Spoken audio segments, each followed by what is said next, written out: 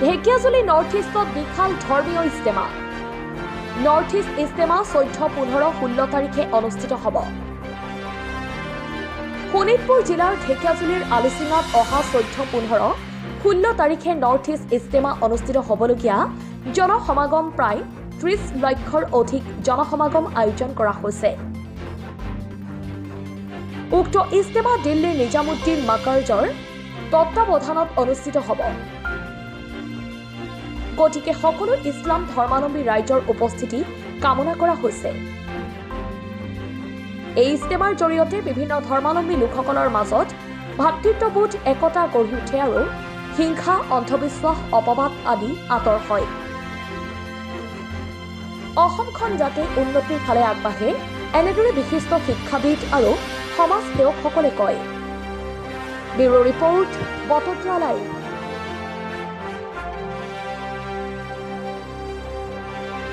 সমাজসেৱক, শিক্ষাবিদ নৰ্থ ইষ্টৰ ইজতেমালৈ আহিলে আগতীয়া প্ৰস্তুতি চাবলৈ কি ক'ব এই বিষয়ে? আসসালামু আলাইকুম, নমস্কাৰ। আমাৰ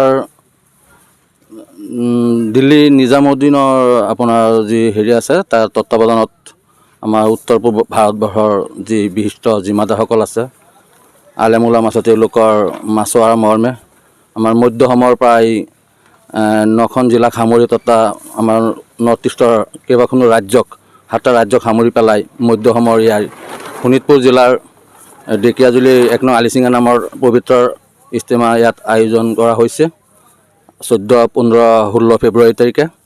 গতিকে আজি প্ৰায় এমাহ ধৰি ইয়াত দৈনিক হাজাৰ হাজাৰ মানুহে নিজে আল্লাহৰ একমাত্ৰ আল্লাহৰ সন্তুষ্টিৰ কাৰণে শ্ৰমদান কৰি আছে। ইতিমধ্যে যি নিৰ্মাণ, যি পেণ্ডেলৰ বা অন্যান্য যাৱতীয় যি কাম আছিল প্ৰায় 80% বা 90% কাম সম্পূৰ্ণ হৈছে। গতিকে আল্লাহৰ ওচৰত দোৱা কৰিছোঁ, ইয়াত আশা কৰিছোঁ প্ৰায় 400-500 বিঘা মাটি সামৰি পেলাই যি বিশাল ইজতেমাৰ আয়োজন কৰিছে, আল্লাহ নিশ্চয় ইনশাল্লাহ কবুল কৰিছে। আৰু ইয়াৰ পৰাই আপোনাৰ এক চিল্লা, 3 চিল্লা, চাল চিল্লাৰ কাৰণে জমাত ওলাই যাব। তেওঁলোকে নিজৰ জান, মাল, সময়, ঘৰ পৰিবাৰ এৰি পেলাই একমাত্ৰ আধ্যাত্মিকভাৱে আল্লাহৰ কামত বুৰ যাব। আৰু মানুহক আমাৰ সমাজখন কেনেকৈ নিকা কৰিব পাৰি, কেনেকৈ সুন্দৰ কৰিব পাৰি, তাৰ কাৰণে মানুহক সৎ কামৰ আহ্বান জনাব। আৰু অন্যায়, অবিচাৰ, বেয়া কৰ্মবিলাকৰ পৰা মানুহক আঁতৰাই কেনেকৈ সৎ পথত আনিব পাৰি, সেই ধৰ্মীয় কামত তেওঁলোক নিয়োজিত হ'ব।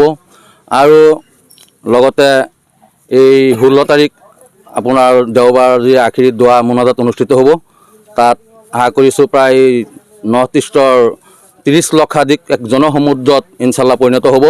আৰু সকলোকেই মই ধৰ্মপ্ৰাণ মুছলমান ৰাইজ তথা আমাৰ হিন্দু ভাই ককাইসকলক আহ্বান জনাইছোঁ। আৰু হিন্দু ভাই ককাইসকলেও পূৰ্বৰ পৰা আগৰে পৰাই সম্পূৰ্ণ আমাৰ লগত যোগাযোগ তথা সহযোগিতা কৰি আছে, তেওঁলোককো আমি আন্তৰিক ধন্যবাদ জনাইছোঁ। আৰু বিশ্ব শান্তিৰ কাৰণে ইয়াত দোৱা হ'ব, আমাৰ ৰাজ্যখনৰ উন্নতিৰ কাৰণে, আমাৰ দেশখনৰ উন্নতিৰ কাৰণে ইয়াত দোৱা হ'ব।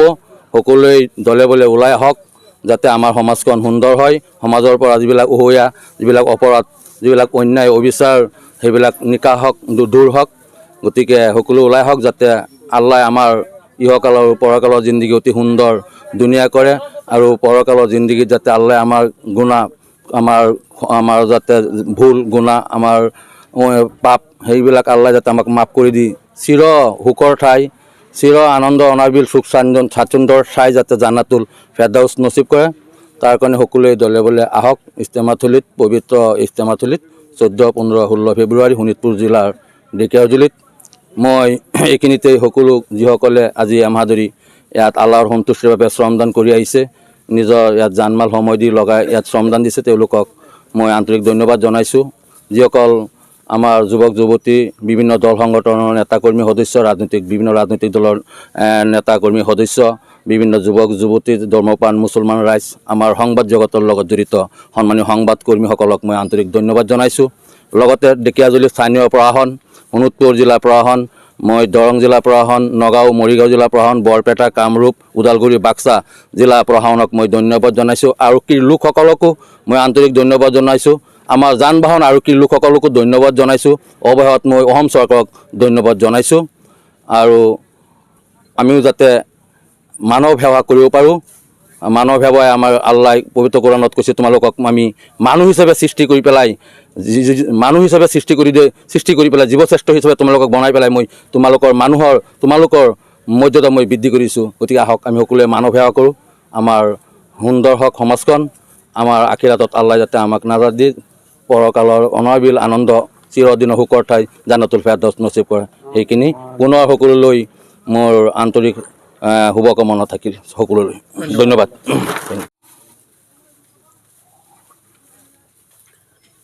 নৰ্থ ইষ্টৰ উত্তৰ পূৰ্বাঞ্চলৰ বিশ্ব ইস্তেমা বুলি কয় শোণিতপুৰ জিলাৰ ঢেকীয়াজুলিৰ আলিচিঙাত অনুষ্ঠিত হ'ব। এই বিষয়ে আপুনি কি ক'ব? না, এইটো বিশ্ব ইস্তেমা নহয়, এইটো নৰ্থ ইষ্টৰ ইস্তেমা। 7টা ৰাজ্য আমাৰ, এইটো উত্তৰ পূৰ্বাঞ্চলৰ যিটো 7টা ৰাজ্য আছে, এইটো 7টা ৰাজ্যৰ মানে আমাৰ ইস্তেমা হয়। এইটো বিশ্ব ইস্তেমা ক'লে ভুল হ'ব, বিশ্ব ইস্তেমা নহয়। ইয়াত সকলো ধৰ্মৰ মানুহে ইনশাল্লাহ যোগাযোগ কৰি আছে। আৰু অসমখনত ধৰক হিন্দু আৰু মুছলমানৰ যিটো ভাতৃত্ব, এইটো অটুট ৰাখি আমাৰ উত্তৰ পূৰ্বাঞ্চলৰ ইস্তেমাখন আৰম্ভ কৰা হৈছে। ইনশাল্লাহ ইয়াত সকলো ধৰ্ম বৰ্ণ নিৰ্বিশেষে সকলো জাতিৰ মানুহে ইয়াত আহি পেলাই শ্ৰমদান কৰি আছে। ইয়াত চৰকাৰী কোনো ফাণ্ডৰ কোনো কথা নাহে।